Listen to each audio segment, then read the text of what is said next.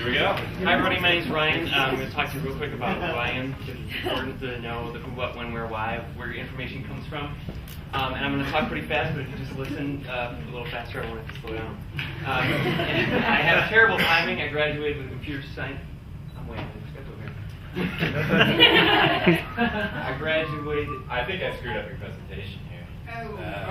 There we go. Okay. So I graduated in 2001 with computer science degree. If you don't remember that exact moment in time, I've highlighted my senior year for you. It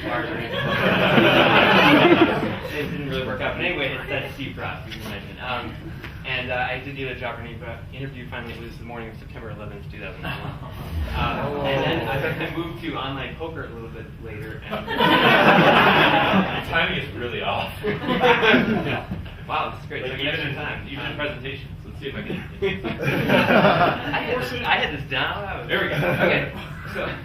So then I started playing online poker. It was going pretty well. In 2006, they passed the port security bill, because somehow poker has something to do with our national security. But basically, it was shut down for U.S. players. In 2007, the real estate world was calling me because I had a software engineering job, and I thought real estate would be great. If you don't remember that moment in time, 2007, where that is. So I moved to Boulder in this year, and I thought I would slow down a little bit and talk to someone. And join a startup company, and then literally a couple days later, half the money in this country just burst into flames. And when it's all over, hopefully VCs and angels will have money left over for companies like ours. I think we're probably like a 5x company right now, maybe not 7. So now what I'm into is food, and I read this book, and I didn't really think about what I ate before and how it related to anything, and I didn't enjoy food. I just ate because I needed it. But now I eat organic food, local food. I started this blog, The Reluctant Eater, to keep myself on track, share information with other people.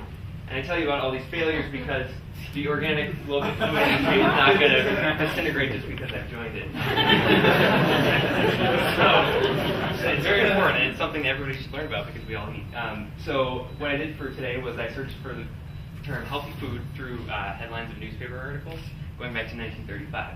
So I'm going to pull out a headline of each decade and compare it to one of the headlines from today. So in 1935, prepared meats declared highly valuable as food.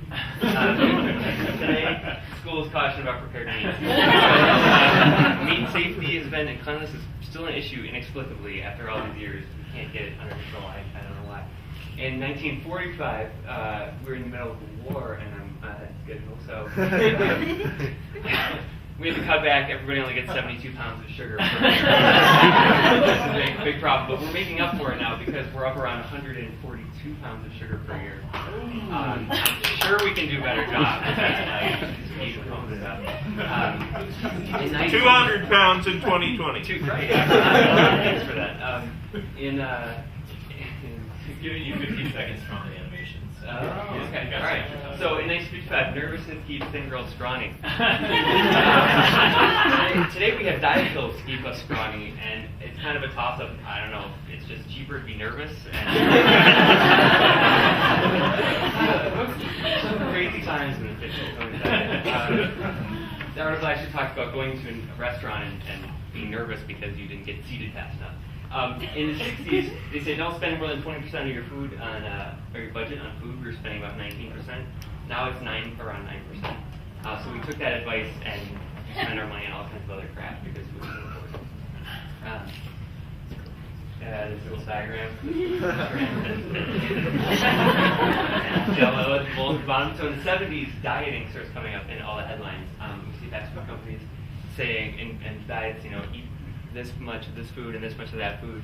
But now they're redoing the food pyramid because everybody's fat, and they've given us some bad advice. So that's a little Kentucky Fried Chicken.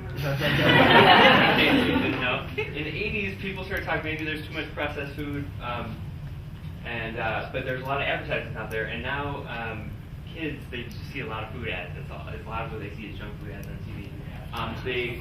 1,680 minutes of TV per week for kids, 3.5 minutes of meaningful conversation with their parents. That's very hard to overcome. So we got to start The hungry man is basically and all that. In the 90s, more fast food. This article actually was like fast food companies giving us health food advice, which I thought was pretty funny. Today in New York City, they have to put calorie counts on menus for in restaurants. That's a good idea. This is an ad from 2008, and I couldn't show the video, so I'm just going to act it out for you. It comes up in a minute. But it's a woman. She's offering a bite, if possible, to her man on a big basket. Want a bite? I thought you loved me. I do. Take 2 bites. No, that's got high fructose corn syrup. So, you know what they say about that. What? Awkward pause. Well, then it's made from corn. It's got the same calories as honey or sugar, and it's fine in moderation. You only brought 1, so like he's convinced. It's paid for by the Corn Refiners Association.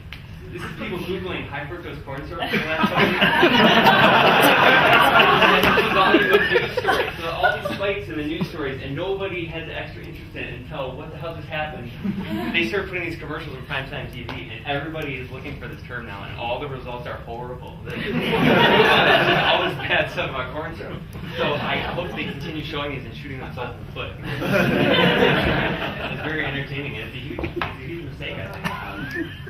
So my call to action for you is don't be a reluctant eater.